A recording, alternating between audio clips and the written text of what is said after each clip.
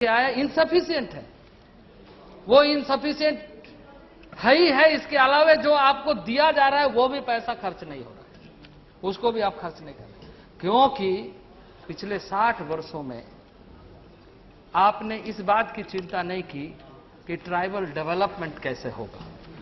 आपने सिर्फ इस बात की चिंता की कि ट्राइबल का वोट कैसे मिलेगा, और आपने इस बात की चिंता की कि वो जब तक भूखे नंगे गरीब नहीं रहेगा तब तक वो हमें वोट नहीं देगा। आपने वोट की राजनीति की, और आज ये स्थिति आपके सामने है। मैं इस बात से बिल्कुल सहमत हूं कि जिसको देश के संविधान पर विश्वास नहीं है वैसे ताकतों को रोकना चाहिए। वैसे ताकतों के लिए जितना बल प्रयोग कर सकता है भारत सरकार करे, क्योंकि देश के संविधान सबके लिए है। लेकिन उपाध्यक्ष महोदय, मैं यह भी कहूंगा कि जंगलों में रहने वाले, पहाड़ों और कंदराओं में रहने वाले जो लोकेशनल बैकवर्डनेस के शिकार हैं, जिन्होंने प्रकृति के साथ जीना सीखा, प्रकृति को गले लगाए, प्रकृति के साथ जिया, वैसे लोगों के साथ आपने क्या किया? उनकी आवाज को कभी सुनने की कोशिश नहीं की। उसके अंदर जो सीने में दहकते हुए आग है उसको कभी समझने की कोशिश नहीं की। आप सिर्फ चर्चा करते। अब वैसे लोगों को भी, वैसे लोगों के ऊपर में कार्रवाई नहीं करते, बल्कि उनके साथ आप 5 स्टार में बैठ करके चाय पीते हैं। जिनको संविधान पर भरोसा नहीं है, विश्वास नहीं, वो आपके नुमाइंदे बनकर के घूमते हैं। और जंगलों में जिसके सीने में आग है, दर्द है, कराह है, पीड़ा है, जो छटपटा रहा है अपने दर्दों से, उसको संभालने के बजाय, उसको रोकने के बजाय, इसलिए उपाध्यक्ष महोदय, मैं ये कहूंगा कि भारत सरकार को इस बारे में गंभीरता से सोचना चाहिए कि वैसे जो हार्डकोर लोग हैं, जो संविधान के खिलाफ बात करते हैं, उसके ऊपर में जोरदार ढंग से कार्रवाई होना चाहिए और आदिवासियों को उग्रवादी बनने से रोकना चाहिए। उसके दहकती आग को समझने की कोशिश करना चाहिए। उपाध्यक्ष महोदय, मैं इस बात को इसलिए मैं कह रहा हूं कि आज मैं यहां पर सर्वोच्च सदन में आया हूं, सांसद के रूप में आया हूं। मैं इसके पहले विधायक था, मंत्री था, मुख्यमंत्री था, और आज संसद के रूप में आया हूं। लेकिन मुझे याद है ये बात कि मैंने अपने 4 वर्षों के आयु में अपने पिता को खोया एक आदिवासी परिवार से। एक आदिवासी परिवार का लड़का हूं। हमने मां का उस दूध को देखा है और मां की उस आंचल को देखा है जिससे संघर्ष की बुनियाद खड़ी होती है। जिस संघर्ष के बल पर आज सर्वोच्च सदन में आपके बीच में कहने का मुझे मौका भारतीय जनता पार्टी के कार्यकर्ता होने के हैसियत से आज इस सदन में मुझे प्राप्त हुआ है। इसलिए उपाध्यक्ष महोदय, हमें हकीकत को समझने की कोशिश करना चाहिए, जंगल की आवाज को। आज आप वन नीति की चर्चा करते हैं और यह बात करते हैं किसी को भी, किसी भी व्यक्ति को, जंगल में रहने वाले उनको कष्ट होगा। आज आपके पदाधिकारी कहते हैं, वनों में पदस्थापित पदाधिकारी कहते हैं कि जंगल में रहने वाले आदिवासियों को अंग्रेजों ने बसाया। अरे अंग्रेज इस देश में आए थे कि आदिवासी इस देश में आए थे? फॉरेस्ट विलेज है कहते हैं, अपमानित करते हैं। जो प्रकृति के साथ जीता है, प्रकृति के साथ मरता है, फल फूल कंद मूल खा करके जीवित रहता है, जो हमेशा प्रकृति को आलिंगन किया है, कभी भी वो अपनी आवश्यकता के ऊपर लकड़ी नहीं काटता, कभी भी वो नहीं चाहता कि मेरा जंगल बर्बाद हो। जंगलों के पेड़ में जब फल लगते हैं, सबसे पहले वो अपने आराध्य को, पेड़ पौधे को पूछते हुए अनुमति लेता है कि आपके पेड़ से हम फल खाएंगे कि नहीं, और वो पूजा करने के बाद उसकी पद्धति से, विश्वास के साथ कि आपका इस पेड़ से हम फल ले रहे हैं, तब वो ग्रहण करता है उसे। आप ये कहते हैं कि अंग्रेजों ने इन्हें बसाया? जो जंगल में पैदा हुआ है, जो जंगल में जिया है, जो जंगल में रहा है, जो जंगल का मालिक है, उसको आप कहते हैं फॉरेस्ट नीति के तहत कि फॉरेस्ट विलेज अंग्रेजों ने बसाया। उसके साथ क्रूर मजाक करना छोड़ दीजिए, और जब यह मजाक करना छोड़िएगा तो रास्ता निकलेगा। आज आप कहते हैं कि जंगल में रहने वाले, ये क्या है? ये लोकेशनल बैकवर्डनेस है। जंगल में रहना कोई पाप नहीं है, पेड़ पौधों के साथ रहना कोई पाप नहीं है। पेड़ पौधों के साथ जीना सीखिए तो ये ग्लोबल वार्मिंग जैसे समस्या पैदा नहीं होगा। ये लगातार आप कार्बन पैदा करने वाले, लगातार प्रदूषण पैदा करने वाले, आप जीना सीखिए आदिवासियों के साथ, जीना सीखिए जंगलों में रहने वाले लोगों के साथ, पेड़ पौधों के साथ जीना सीखिए। आज फॉरेस्ट एक्ट का क्या गति है? सही ढंग से इंप्लीमेंट नहीं हो पा रहा है। सही ढंग से उसको यही कहा जाता है, जब वो गांव में जाते हैं फॉरेस्ट डिपार्टमेंट ये कहता है कि ये फॉरेस्ट विलेज अंग्रेजों ने बसाया। बताइए, बड़ा आश्चर्य की बात है। जो जंगल में रहा है उसको वे कहते हैं कि आपको तो बसाया गया। इस देश में अंग्रेज शासन करने के लिए आए थे, इस देश में अंग्रेज रूल करने के लिए आए थे, वो रूलर थे, व्यापार करने के लिए आए थे, उसका वाणिज्यिक स्वार्थ था। और वैसे निरीह जनता के साथ आज भी ये व्यवहार अगर हो रहा है तो ये समझना चाहिए कि आज क्या हो रहा है। मैं आपको कुछ उदाहरण देना चाहता हूं उपाध्यक्ष महोदय। आज हमारे मंत्री जी भी जाते हैं, गृह मंत्री भी जाते हैं, सारे लोग जाते हैं, 5 स्टार होटलों में जाते हैं, कॉन्फ्रेंस करते हैं। अभी मैं कुछ दिन पहले एक ग्लोबल वार्मिंग पर एक कार्यक्रम हुआ, वहां गया, हमें भी आमंत्रित किया गया था, बहुत अच्छी बात है। लेकिन अध्यक्ष महोदय, ट्राइबल के साथ क्या हो रहा है? ट्राइबल किस तरीके से जी रहा है? मैं उदाहरण के लिए आपको बताना चाहता हूं। आज 5 स्टार होटल में एक कप चाय की कीमत कितना है? 90 रुपया कम से कम होगा, उससे ऊपर ही होगा, फिर क्वालिटी में जाएगा।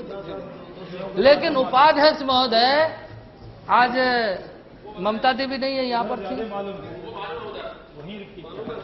उपाध्यक्ष महोदय, मैं आपको बताना चाहता हूं कि झारखंड में रेलवे लाइन बिछाई जा रही है और उस रेलवे लाइन की हालत क्या है।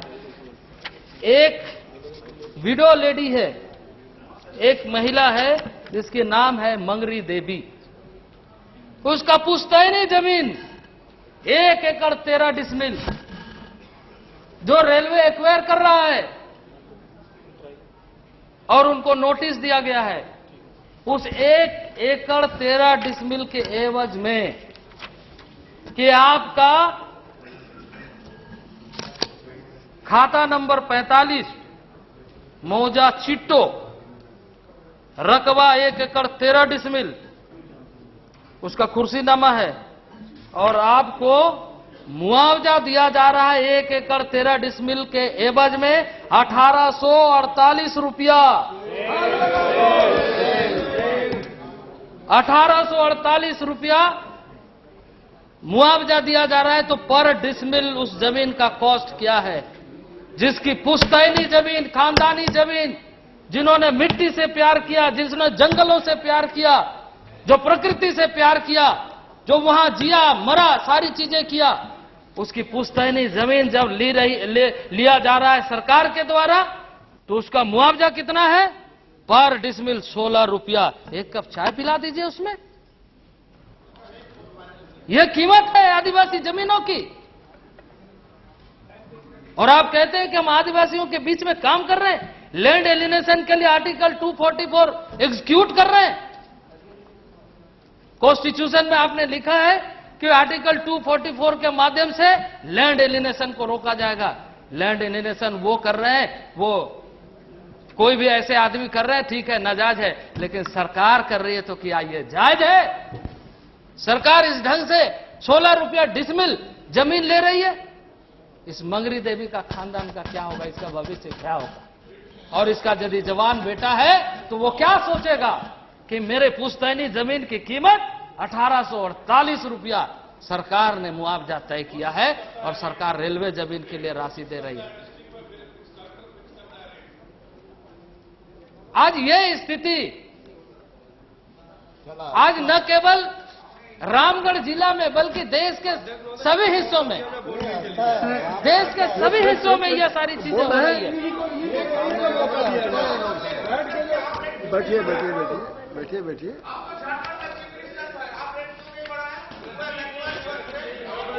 बैठ जाइए, बैठ जाइए, कृपया बैठ जाइए। रिकॉर्ड में नहीं जाएगा उसे, और किसी का रिकॉर्ड में नहीं जाएगा एक्सेप्ट अर्जुन मुंडा।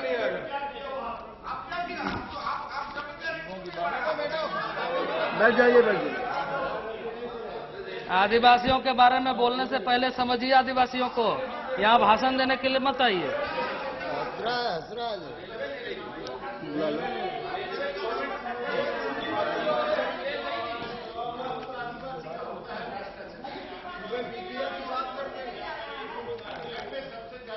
अध्यक्ष महोदय, मैं कुछ सच्ची और कड़वी बातें आपके सामने इसलिए रखने का प्रयास कर रहा हूं कि देश में आज बहुत भारी पैमाने पर खासकर के इन वर्गों में असंतोष है, इन वर्गों में असंतोष है। और जिसके वजह से आज मैं उस दिन सुन रहा था, गृह मंत्री बहुत अच्छे तरीके से सारी बातों को रख रहे थे और ये कह रहे थे कि आज डेवलपमेंट का कार्य बंद है। वास्तव में बंद है, कई जगहों में नहीं हो पा रहा है, लेकिन जब चालू था उस समय क्यों नहीं किया? 60 वर्षों तक यह अवसर क्या आपको नहीं मिला था?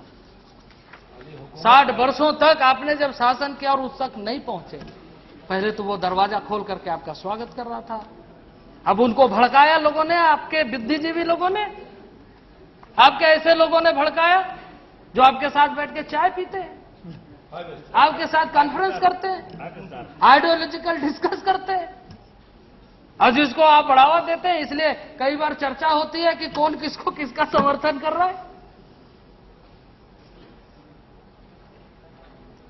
और तब यह स्थिति सामने आती है कि अब उसको किसी भी तरीके से ये चर्चा में नहीं आए इसकी कोशिश करते हैं। तो वैसे जो बुद्धिजीवी जिन लोगों के द्वारा आदिवासियों को भड़काया जा रहा है, सबसे पहले उस पर कार्रवाई करिए, वैसे लोगों को करिए। तो आदिवासी सच्चे लड़ाकू हैं।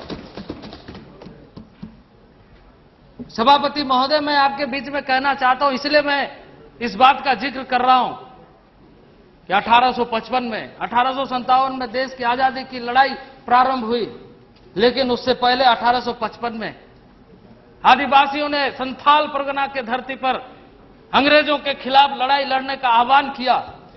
वो लड़ाई स्वतंत्रता आंदोलन की लड़ाई नहीं कहा गया, क्योंकि वो जल जंगल जमीन की लड़ाई थी। वो अपने वासगीत, अपने अधिकारों को किस तरीके से सुरक्षित रखा जाए, इसलिए उन्होंने लड़ाई लड़ी।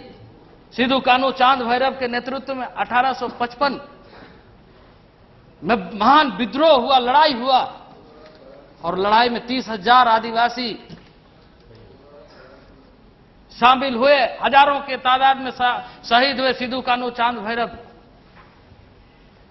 शहीद हो गए। उसके बाद की कहानी मैं बताना चाहता हूं सभापति महोदय, कि अंग्रेज के आर्मी चीफ ने, ब्रिटिश आर्मी के चीफ ने, वो अनाल्स ऑफ बंगाल्स में उसकी पूरी चर्चा है कि उन्होंने मूवमेंट ऑर्डर निकाला कि फोर्स को कैसे मूवमेंट होना चाहिए। फोर्स का मूवमेंट करने के लिए उन्होंने ऑर्डर किया, और उस ऑर्डर में एक पैरा यह भी लिखा कि ये पूरा ट्राइबल एरिया है, जंगल इलाका है, पहाड़ है, पर्वत है, यहां जो मिलिट्री का मूवमेंट होगा तो इन बातों का ध्यान रखा जाना चाहिए। बहुत सारी चीजें लिखी, और उसमें यह भी लिखा कि वो पूरा मलेरिया प्रोन एरिया है, इसलिए अपने साथ क्विनिन भी लेते जाइए। 1855 का वो मूवमेंट ऑर्डर में क्विनिन का जिक्र है, और उस क्विनिन से आज भी क्या इन आदिवासियों को मुक्ति मिला है? तो यह आपसे पूछना चाहता हूं कि मलेरिया आज भी मूवमेंट ऑर्डर में वही लिखा जाता है। जब उस मूवमेंट ऑर्डर में 1855 में जिन बातों का जिक्र किया गया, आज भी कहा जाता है। आज आप पूछिए, परसेंटेज लीजिए कि जो आपके फोर्स जाते हैं उसमें से कितना % लोगों को, फोर्स को मलेरिया होता है। तो जब आप मलेरिया से आदिवासियों को मुक्ति नहीं दिला सके, अपने फोर्स को आज भी डायरेक्शन देते हैं ये दवाई ले जाने के लिए, तो आप आदिवासियों के बीच में क्या काम करेंगे? किस तरह का काम करेंगे? आप अपने लिए तो दवा ले जाने की बात करते हैं, उन तक दवा कैसे पहुंचेगी, वो कैसे समाप्त होगा, जंगलों में जो मलेरिया फैली है वो कैसे खत्म होगा, उसका क्या योजना है आपके पास? आप संवैधानिक आउटकम की चर्चा करते हैं,